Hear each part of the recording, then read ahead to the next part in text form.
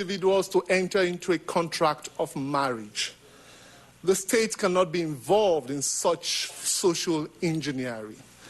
I think what this does is that it speaks to a differing conception of what freedom is and what emancipation was. Because the colonial states saw slavery essentially as a labor system, that conception of slavery as a labor relationship tended to define how, at least at an official level, colonial authorities addressed the problems raised by these communities of slaves. In fact, I think it would be inappropriate to call them communities of slaves because technically they had been emancipated by the law, but they still suffered these kinds of social exclusion that really inhibited their full integration into society. So I prefer to call them descendants of slaves or slave communities.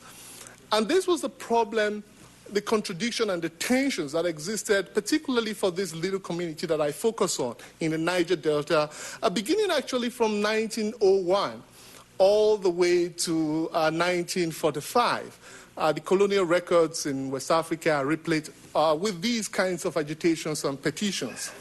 And why are these important? Why is it necessary for us to look at these dimensions? I say for two reasons. One, they address the role of slave agency in the demise of colonial slavery, something that we've raised earlier today, the role of slaves themselves. And secondly, they raise issues of consciousness and identity, how the language of freedom and equality and rights have historically been deployed by marginalized groups in shaping individual and collective identities.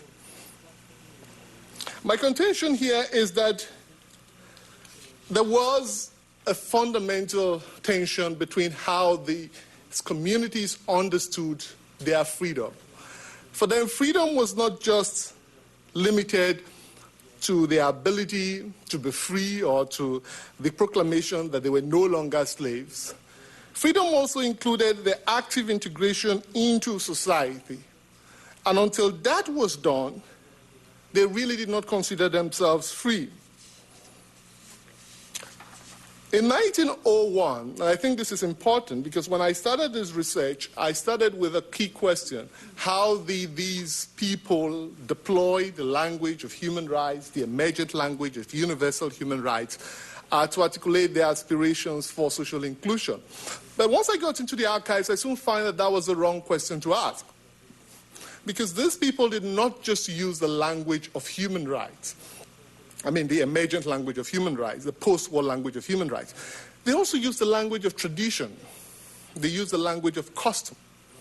So in 1901, for instance, the first initiatives towards social inclusion were not legal.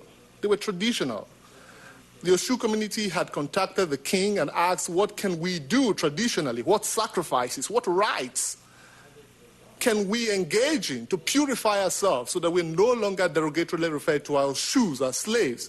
And they were asked to produce 20 cows, bullocks, which they promptly did. They had sons and towns who were educated, and they promptly did this. And the rites and sacrifices were made, and they were proclaimed free. But nothing changed. They still could not marry in the larger community. They still could not hold certain titles. They still could not be involved in certain ceremonies. So having exhausted the traditional route, it would seem that from the 1920s on, the Dume Shaba elites began to take a more legalistic approach to the agitation. They filed several court cases, most of which they lost, and they ultimately turned to petition. I have counted over 16 petitions written in 1 year alone to residents, to colonial administrators, raising these issues time and time again. And every time the response from the colonial states was this, the typical response: slavery has been abolished. It no longer exists. There are rules within the legal system you can use, defamation of character. And indeed, the law did succeed in dealing with the problem of slavery, but this was very limited. The law succeeded in three distinct respects. The law succeeded, for instance, in criminalizing certain practices. The seizure of children became kidnapping. The sacrifice of women slaves was murder. So it did something. That does not take away from the usefulness of the law. But what it did not do was what the Dumash people demanded, that it go beyond to be part of the system, to include them into society. And until that was done, they could not be said to have been emancipated. The responses of the Dumash people is also instructive. Where does this language come from?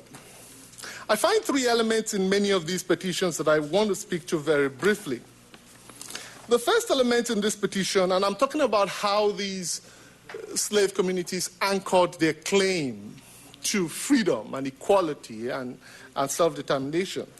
The first is that they claimed that they were law-abiding and industrious and good citizens of the colonial state, attributes which they apparently thought earned them the rights to this freedom. So many of this petition would actually begin by referring to their good deed. As it says here, it is proper, as it is in truth, to mention that Iduma Shaba had been the quarter exclusively for the settlement of war captives, bond servants, and all persons lawfully or unlawfully became the property of the Obi and his people. But he goes on to talk about how they have behaved loyally to their masters, how they have served faithfully, and how they have been part of the community. So that was the first ground. The second ground was that they proclaimed their rights as protected citizens of His Britannic Majesty. Slavery had been banned, they were protected citizens, and so as citizens of the British state, subject if not citizens, they had these rights. Finally, they made claims to the fact that British anti-slavery policy was in contradiction to what they were experiencing in their everyday lives. So they anchor the arguments on these three main points. After the Second World War, there was a fourth dimension. References to the war in Germany against Hitler, the war for freedom against tyranny and oppression, began to feature even more prominently in these petitions. And I find this a very ingenious and creative use of colonial discourses about rights and liberties by the Iduma Shama petitioners to assert their claim for inclusion.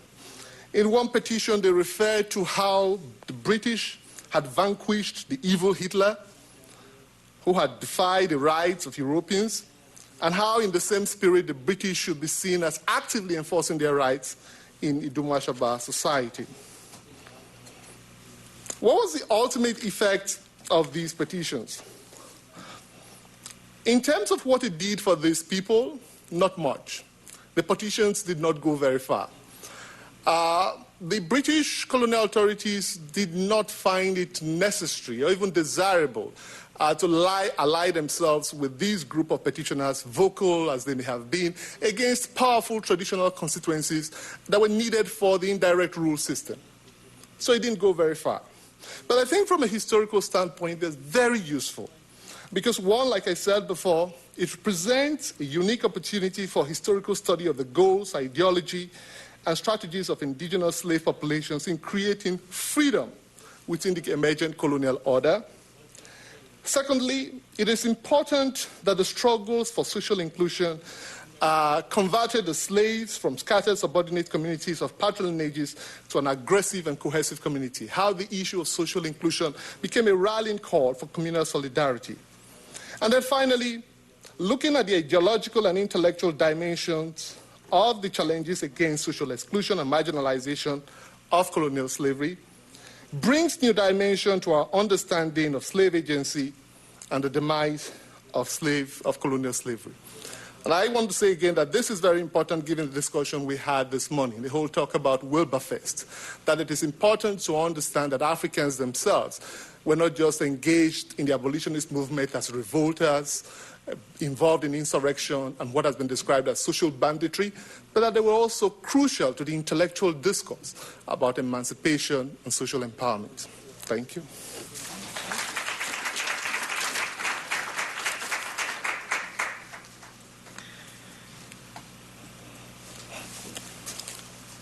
Thank you very much.